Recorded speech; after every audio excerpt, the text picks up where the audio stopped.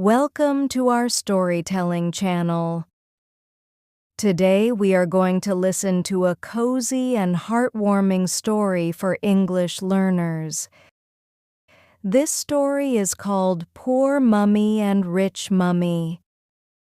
It is a story about two different families, two different lives, and a very important lesson about what it truly means to be rich. Please find a comfortable place, relax, and listen to the story. In a small, quiet town called Oakwood, there were two mothers. They lived on the same street, but their lives looked very different. First, there was Clara. Clara was what people called a rich mummy. She lived in a very large white house at the end of the street. The house had 3 floors, a massive swimming pool, and a garden that looked like a park. Clara always wore beautiful silk clothes and expensive jewelry. She drove a shiny black car that made no sound when it moved. Clara's daughter was named Sophie. Sophie had every toy you could imagine. She had a room full of dolls, a private tutor for piano, and a special chef who cooked her organic meals. On the outside, Clara's life looked like a dream. Everything was clean, expensive, and perfect. Then there was Anna. Anna lived in a small wooden cottage just 5 houses away from Clara. Anna was what some people called a poor mummy. Her house was old, and the blue paint was starting to peel off the walls. She didn't have a swimming pool. She had a small vegetable patch where she grew tomatoes and carrots. Anna wore simple cotton clothes and old sneakers. She didn't have a car. She rode an old bicycle with a wicker basket on the front. Anna's son was named Toby. Toby didn't have many toys. He had a wooden train set his grandfather made, a few colorful books, and a football that was a bit flat. Anna worked part-time at the town library and spent the rest of her time taking care of Toby. On a typical Tuesday morning, Clara was very busy. She was talking on 2 phones at once. "Sophie, hurry up! Your piano teacher is coming in 10 minutes!" Clara shouted from the kitchen. She was drinking an expensive espresso, but she looked stressed. Sophie sat at the large marble table. She looked at her plate of avocado toast. "But Mummy, can we go to the park today? Just for a little bit?" "Not today, Sophie. I have a meeting with the architects and then I have my yoga class. You have piano, then French lessons. We are very busy people," Clara said, checking her gold watch. Clara loved Sophie, but she showed her love by buying things. She bought Sophie the newest tablet, the most expensive dresses, and the rarest toys. But Clara rarely had time to sit on the floor and play. Her mind was always on her business, her house, and her money. At the same time, in the small wooden cottage, Anna and Toby were having breakfast. They were eating simple porridge with a bit of honey. Mummy, look! I drew a dragon, Toby said, holding up a piece of recycled paper.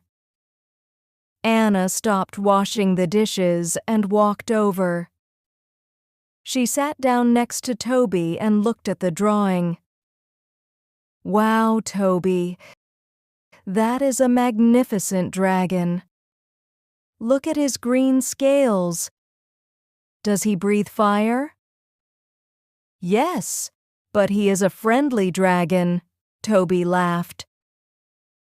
Well, since it's a sunny day, shall we take our friendly dragon to the forest after I finish work? We can look for dragon caves, Anna suggested with a wink. Toby's eyes lit up. Yes, please. Anna didn't have much money to buy Sophie's kind of toys, but she had something Clara didn't have much of. Time. She spent her afternoons walking in the woods with Toby, teaching him the names of trees and making up stories about magical creatures. One Saturday, a big event happened in Oakwood. It was the annual town fair. Everyone was there. Clara and Sophie arrived in their shiny black car.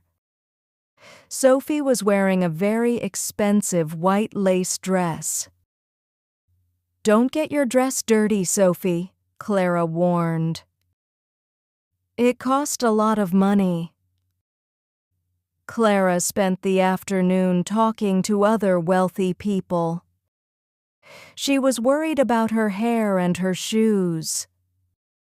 Sophie stood quietly next to her, holding a very expensive doll.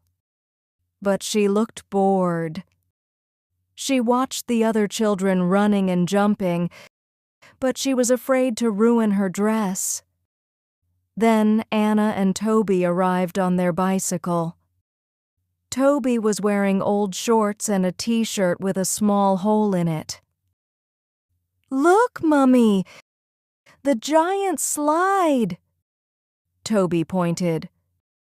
Go on then, Toby. I'll be right here. Anna laughed. Anna spent the afternoon sitting on the grass. She didn't mind getting her clothes dirty. She helped Toby build a sandcastle, and they ate cheap ice cream that melted all over their hands. They were laughing so hard that people stopped to look at them. Late in the afternoon, it started to rain suddenly. Everyone ran for cover.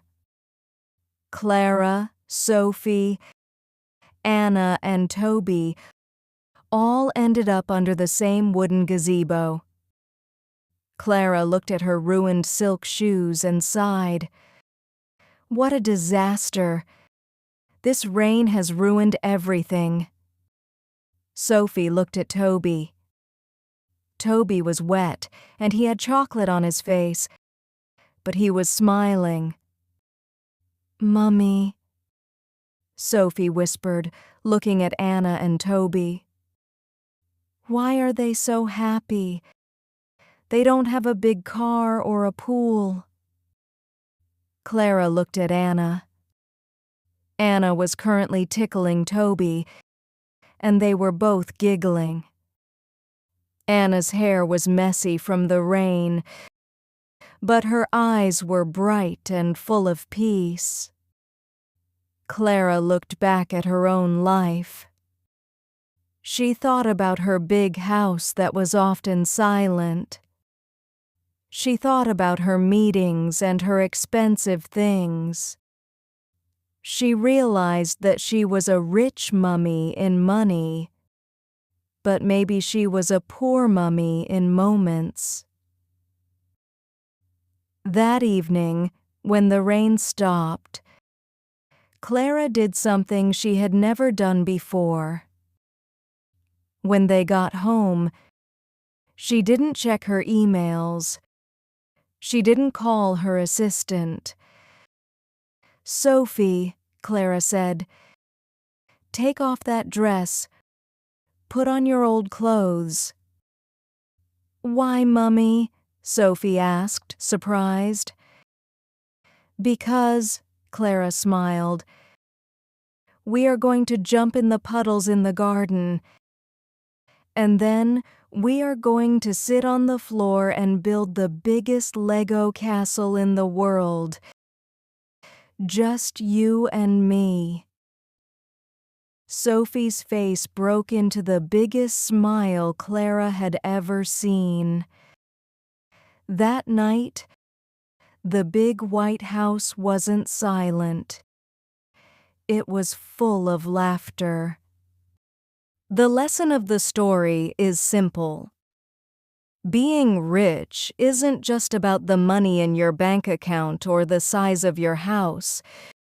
True wealth is found in the time we spend with the people we love, the stories we tell, and the laughter we share.